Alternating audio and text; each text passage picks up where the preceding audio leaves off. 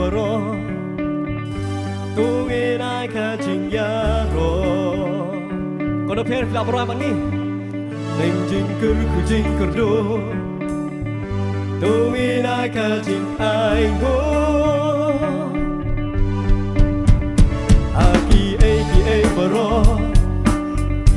tu ina ka jing ya ro apreng jing kur ku jing kur do tu ina ka jing ai go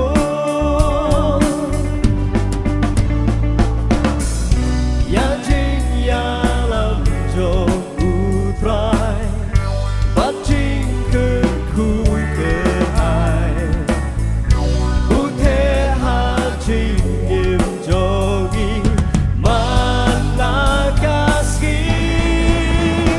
in why in kwen in risajam yami uskim mahalotam daka donut ka basko mo yati le jomri in dom let show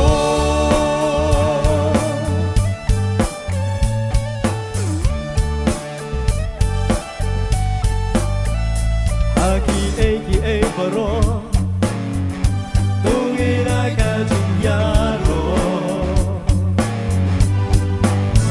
au pring jing kur ku jing kur do tu ina ka jing ai go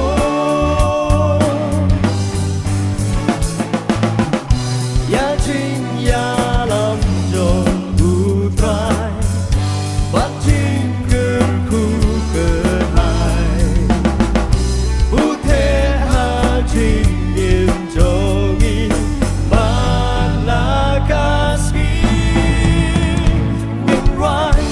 in kwen in risajam yami uskim bahalortam daka donut ka basko go ya jing le jombe in dom let show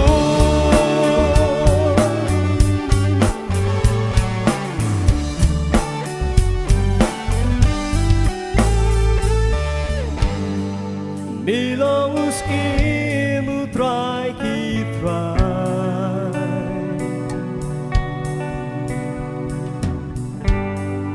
Muram banjing ya ro i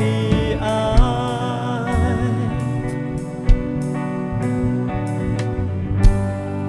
Milong uskim utrai kitrai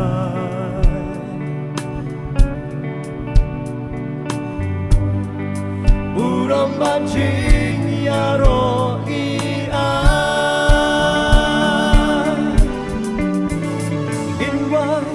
in kmen in risajam yami ustim bahalortam daka donut ka basko go ya jilet in wai in kmen in risajam yami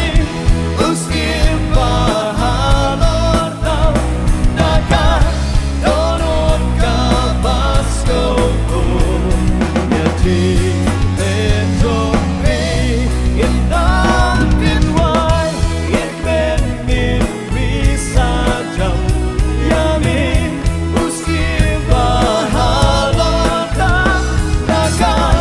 donut ka basko go ya jilet jomri in dam let show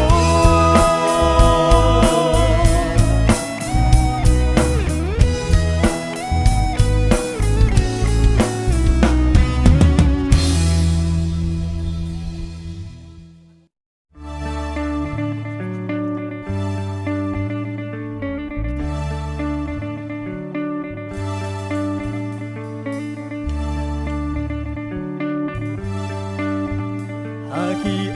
ai baro tu ina ka jing ya ro